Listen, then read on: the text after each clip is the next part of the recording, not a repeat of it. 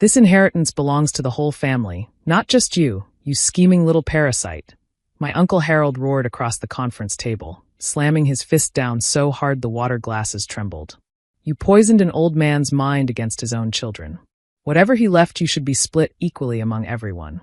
My 4 cousins had arranged themselves behind me like a wall, blocking the exit, their faces twisted with the same entitled fury I'd known my entire life. The look that said I was nothing, I deserved nothing, and they would take whatever they wanted because that's how power worked in this family. What none of them knew, what the lawyer was about to reveal, was that Grandpa Theodore had spent his final years documenting every cruelty, every slight, every moment of abuse I'd suffered at their hands, and his last act on this earth was making sure they heard exactly what he thought of them. The reading of the will had been scheduled for 10 a.m. at the law offices of Morrison and Associates. I'd arrived early, nervous and uncertain. Grandpa Theodore had died 3 weeks ago, peacefully, in his sleep, at 91 years old. I'd been with him at the end, holding his hand as he drifted away, whispering promises to remember everything he'd taught me. The rest of the family had arrived late, in a caravan of expensive cars, dressed in designer clothes they'd probably charged to credit cards they couldn't afford to pay. Harold, my father's older brother, had assumed control of the proceedings from the moment he walked in, demanding to know why I was there, questioning whether I had legal standing, and making pointed comments about elder abuse and undue influence. She moved in with Dad during his final years, Harold had told the lawyer. Conveniently positioned herself to manipulate him. We all know what this is. I moved in because someone had to take care of him, I'd replied quietly. None of you offered. We have jobs, responsibilities. We couldn't be expected to. To take care of your own father? No, I suppose not. The lawyer, a patient man named Gerald Morrison who'd known Grandpa for decades, had waited for the arguing to stop before beginning the reading. Theodore Whitmore's last will and testament was finalized 18 months ago, he'd said. He was of sound mind, as verified by 2 independent physicians. The document is legally unassailable. Just read it, Harold had snapped. And so Gerald had read it. The estate was worth $4.7 million. The house, the investments, the business interests Grandpa had built over 70 years. And every penny of it went to me. That's when Harold had exploded. There must be some mistake, my cousin Vivian said, her voice shrill. Grandpa loved all of us equally. He wouldn't just. There's no mistake. Gerald adjusted his glasses calmly. Mr. Whitmore was very specific about his intentions. He also left instructions for exactly this scenario. What scenario? The scenario in which his family contested the will before understanding the full context. Gerald reached for a remote control on the table. He prepared a video statement to be played at the reading. He wanted you to hear his reasoning directly. Harold laughed, a bitter, angry sound. A video of a senile old man rambling about his favorite granddaughter? That won't hold up in court. The video was recorded with a licensed notary present, accompanied by sworn statements from his physicians regarding his mental capacity. It's as legally binding as any document. Gerald aimed the remote at a screen on the wall. Mr. Whitmore specifically requested that you all watch it together. I don't need to watch. Harold, Gerald's voice sharpened. Your father asked that you hear him out. The least you can do is listen. The room fell silent. Gerald pressed play. Grandpa Theodore appeared on screen, thinner than I remembered, but his eyes still sharp, still fierce. He was sitting in his study, the room where we'd spent countless hours talking, reading, simply being together. If you're watching this, he began, then I'm gone, and my family is probably fighting over what I left behind. That's why I made this recording, so there's no confusion about my intentions. He paused, gathering himself. I've left my entire estate to my granddaughter, Elena. I know this will upset the rest of you. I know you'll claim I was manipulated, confused, not in my right mind. So let me be perfectly clear about why I made this choice. He leaned forward, his gaze seeming to pierce through the screen. Harold, my eldest son, you haven't called me in 3 years.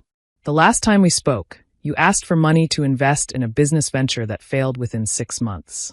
When I refused to give you more, you told me I was a selfish old man who should have died years ago. I wrote down your exact words. I remember them every day. Harold's face had gone pale. Your children, Marcus, Vivian, Derek, and Crystal, have been just as neglectful. Marcus visited once in the past decade to ask if he could borrow against my house.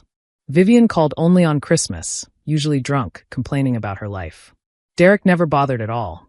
Crystal sent me to voicemail every time I tried to reach her. Grandpa's voice remained steady, but there was pain beneath the surface. Meanwhile, Elena moved into my home when I could no longer care for myself.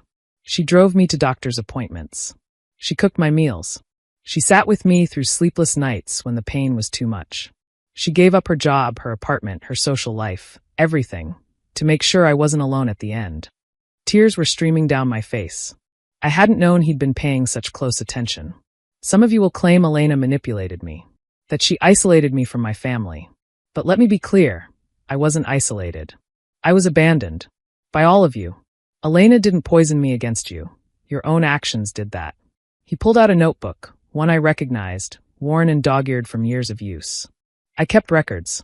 Names, dates, specific incidents. The time Harold called me senile at Thanksgiving because I disagreed with his politics. The time Marcus brought his children to visit and they broke 3 antiques. Then he refused to pay for the damage. The time Vivian screamed at me because I wouldn't fund her divorce attorney. He flipped through pages. I documented everything because I knew this moment would come. I knew you'd try to claim my estate belonged to the whole family. But family isn't just about blood. Family is about showing up. Family is about love expressed through action, not just obligation. Grandpa looked directly into the camera. Elena is my family. The rest of you forfeited that claim years ago. The video continued for another 20 minutes. Grandpa named specific incidents, provided dates and details, quoted conversations that my relatives had clearly forgotten, but that he'd preserved meticulously. He described the loneliness of his final years, the phone calls that never came, the holidays spent alone, the birthdays that passed without acknowledgement. And he described what I'd done. Elena read to me when my eyes grew too weak, he said. She learned to cook my mother's recipes because she knew they brought me comfort. She held my hand during thunderstorms because she remembered I'd been afraid of them since childhood. She never asked for anything, not money, not inheritance, not even gratitude. She simply loved me. By the end of the video, half the room was in tears. The other half was seething. This is slander, Harold said the moment the screen went dark. He's defaming us from beyond the grave. We'll contest this on the grounds of. On what grounds, exactly? Gerald interrupted. Every statement in that video is documented. I have the original notebooks, verified by handwriting analysis. I have witnesses who observed the incidents he described. I have phone records showing the calls that never came. He was mentally incompetent. He was evaluated by 3 different physicians, all of whom certified his mental acuity. Their sworn statements are part of the file. Gerald folded his hands. Mr. Whitmore anticipated every challenge you might raise. He spent 2 years making sure this will was ironclad. 2 years. Vivian's voice was small. 2 years. That's how long he planned for this moment. That's how certain he was that you would try to take what he'd left to Elena. The room emptied faster than I'd ever seen. Harold stormed out first, followed by his children, followed by distant cousins I barely recognized. They left behind a wake of muttered threats and slammed doors, promises of lawsuits and contested probates, and making me pay for stealing their inheritance. Only one person stayed behind, my Aunt Martha, Harold's wife. She'd been silent throughout the reading, her face unreadable. Now she approached me with an expression I couldn't decipher. I'm sorry, she said quietly. For what? For all of it. For Harold. For the way this family treated you. She paused. For the way I watched it happen and said nothing. Why didn't you say anything? Because I was afraid of Harold. Because it was easier to go along. Because I convinced myself it wasn't my business. She shook her head. Theodore was right about all of us. We earned what he gave us, which was nothing. What are you going to do now? I'm going home to tell Harold I'm leaving him. I should have done it 20 years ago, but I was too comfortable being complicit. She touched my arm briefly. Take care of yourself, Elena. You deserve everything Theodore left you. Don't let anyone convince you otherwise. She walked out, leaving me alone with Gerald. The legal challenges came, exactly as predicted. Harold hired attorneys. Claims were filed. Accusations flew. The case dragged on for 18 months, burning through money the family didn't have, fueled by pride and entitlement rather than any legitimate grievance. In the end, every challenge was dismissed. Grandpa's documentation was too thorough, his mental competency too well established, his reasoning too clearly articulated. The video statement, in particular, proved devastating. Judges and mediators consistently cited his specific, detailed accounting of family failures as evidence of a sound mind making a deliberate choice. Harold's legal fees approached $200,000. The amount he received from the estate, zero. After the litigation ended, I did something unexpected. I reached out to each of my cousins individually, not to reconcile, but to offer closure. Some refused to speak with me. Others heard me out but remained bitter. Only one, Derek, seemed genuinely affected. I never thought about it from Grandpa's perspective, he admitted during a coffee meeting. I just assumed he'd always be there. That I'd get around to visiting eventually. That there'd be time. There's never as much time as we think. I know that now. He stared into his cup. I'm not going to pretend we're suddenly going to be close. But I wanted to say, you did what the rest of us should have done. You showed up. I respect that. It wasn't forgiveness. It wasn't family reconciliation. But it was something, an acknowledgement that Grandpa had been right. I used the inheritance carefully. Part of it went to the hospice organization that had supported Grandpa in his final weeks. Part went to scholarships for caregivers, people who, like me, sacrificed their own lives to care for aging relatives. Part went to preserving Grandpa's house, turning it into a community center for seniors who might otherwise be abandoned by their families. I called it the Theodore Whitmore Foundation.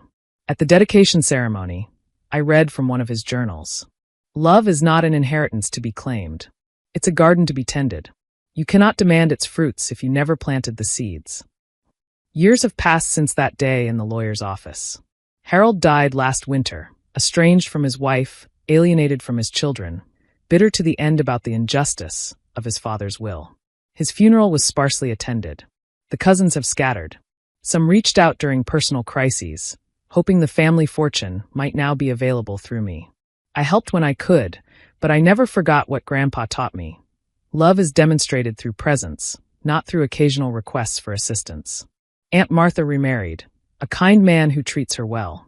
She volunteers at the foundation sometimes, telling visitors about Theodore's life. And I think about my grandfather every day. I think about the years we spent together, the stories he told, the wisdom he shared. I think about his determination to document the truth, his refusal to let his family rewrite history after he was gone. I think about the courage it took to say, in front of everyone, exactly what they'd done and exactly why they deserved nothing. This inheritance belongs to the whole family, Harold had shouted. But Grandpa knew the truth. Inheritance isn't just about money. It's about what we pass down through our actions, the love we show, the sacrifices we make, the presence we offer when presence matters most. Harold inherited exactly what he'd earned, the consequences of his own neglect.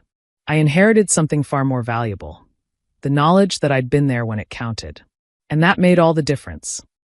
The lawyer, Gerald, retired last year. Before he left, he gave me one final piece of Grandpa's estate, a letter that had been sealed until 10 years after his death.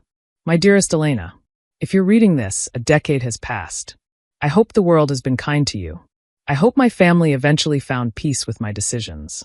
But mostly, I hope you know how much you meant to me. You weren't just a caregiver. You were the daughter I should have had, the family I always wanted.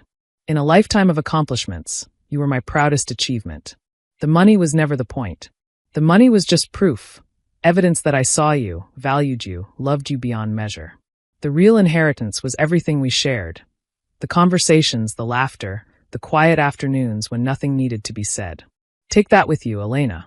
Take it everywhere you go. And when you're old and the world grows quiet and someone asks what your grandfather left you, tell them the truth. He left me everything that mattered. All my love forever. Grandpa Theodore. I folded the letter carefully. Then I went to tend his garden.